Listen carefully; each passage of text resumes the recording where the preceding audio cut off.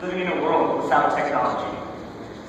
Imagine not having Google or the internet to turn to while writing a research paper, or, in my case, making a TEDx youth presentation. You probably feel a little bit like these guys. The same thing will happen if you guys try to imagine living in a world where you didn't have a cell phone, or texting, or social media to turn to while trying to plan something with your friends, or interview for a job. Now let's fast forward into the future. Let's go 20 years from now. Imagine being able to talk to your own television. Imagine having projects like Google Glass and augmented reality becoming, well, a reality. This is the future we're heading towards, and this is what we need to be prepared for. Today I'm here to talk to you guys about two areas of technology that are often overlooked: social media and online education. Now all of us, myself included, are wowed when we see the greatest presentations from some of the big tech companies like Samsung, Google, Microsoft. When they release their latest iPhone or Galaxy phone, we say, wow, that is so cool. We all want that. My job here today, and I hope at the end of this presentation, you guys can look at what we have with social media and online education and say, wow, this stuff is really cool too. I want us to get past this stage where we're confused by social media and online education, or take it for granted. So I want to start off talking about social media. What is social media? Can I have a raise my hand if you guys have some form of social media? You guys have Facebook, Twitter, Instagram, Pinterest. I know I do. Yeah. So it's pretty much so everywhere. Everyone has some of these different tools, and everyone uses these things. I think this is best defined by Ron Jones, the former CEO of Symantec Corporation. He defines social media as essentially a category of online media where people are talking, participating, sharing, networking, and bookmarking all online. The reason why social media has taken such a hold over us and why it's so important is because it allows a two-way street of communication. Compare it to television or any other form of communication, and we see that in this form, we're allowed to talk back. We're allowed to use our ideas and what we think about the issues. Versus watching television or reading a newspaper, where we only get the idea of the author. I've always been an avid user of social media.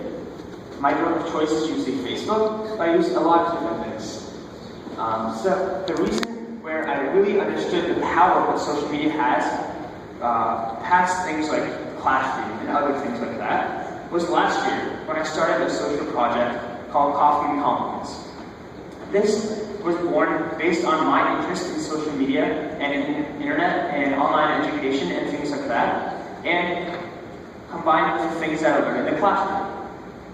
In class, we talked a lot about the Columbia Compliment students who were by Columbia and stood outside of Columbia University and basically complimented random people who stood outside that university. I thought of those different things, talking about compliments and things like that, and I said, how can I combine what I'm learning in the classroom with what I'm interested in outside of school? And that was born the idea that I just showed you, Coffee and Compliments. The premise of this was very simple. Basically what I did was create a Facebook page. People could message me compliments, and what I did was I just took those compliments, as you can see here, and I posted them on a Facebook page. Thus, when the person logged in, they were able to see a compliment waiting there for them, not knowing who sent it to them. This allowed us and everyone in our community to see and share ideas that they might not be comfortable with saying out loud into the person's face. This idea took off way more than I would have imagined.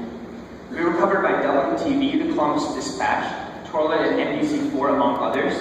We had thousands of compliments in only 2 months.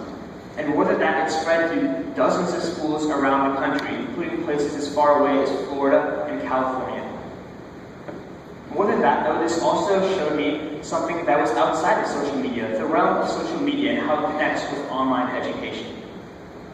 Because of this project, I was invited to present at the Ohio Educational Technology Conference, an annual conference at the Ohio Expo Center that is the third largest technology conference in the world.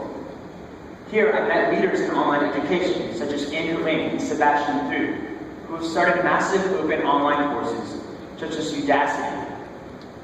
These courses allow students from all over the country to take free courses online. What I really learned and what I was so amazed by was the percentage of people who consider online courses and are learning that online courses are a viable alternative to things that we learn in the classroom. If you look at this graph, you can see almost 40% of people believe in online education and prefer it over classroom education. This is huge, considering that online education wasn't here just a few decades before. One of the things that have helped me learn about this is my school district. I attend Dublin City schools that have been ahead of the curve in adopting these sorts of technology and forms of what we do. Students and teachers at my school have adopted forms such as Khan Academy, Udacity, Coursera, sorry, I don't pay attention to school, Brain Honey, Moodle, Squawk, all these different things that we use all the time. With that interest that I developed through Coffee and Compliments and the things that we do in school, I wanted to get more involved. And when I heard an opportunity through the North-South Foundation, I immediately jumped into it. For those of you who don't know, the North-South Foundation is a nonprofit organization that raises money for students who need money for education in India. Through this, they're offering an online math counts tutoring program. This program taught students from around the country and around the world and help them prepare for the Math Counts competition. The Math Counts competition is a nationwide competition for students in middle school, and it's a very competitive math competition that a lot of them wanted to be best prepared for, so they can advance as far as they could in the competition. I decided to volunteer as a coach for this competition and teach the students about Math Counts and how they can learn math. What I was most proud of and what I learned the most from this was that I was able to teach this class just like a regular class would. We used an online tool called WizIQ, and in this tool, I was able to put up PowerPoints and Word documents and write on them, just like in school we'd use a chalkboard or an online interactive board where we can write on PowerPoint presentations. The students were able to raise their hand by clicking a button and answering questions. In fact, it worked almost exactly like a classroom setting. More than that though, the biggest thing that I found was that we were able to have students of the same caliber from across the nation in the same classroom. Think of what that means. In most schools, as in mine, we usually offer either a regular class or an honors or AP class. That allows students who are either accelerated to hit that AP or advanced class, or students who feel that they're not at that level yet to hit that honors or regular class. But this allows students to hit things all in between those ranges. If you feel that you're too advanced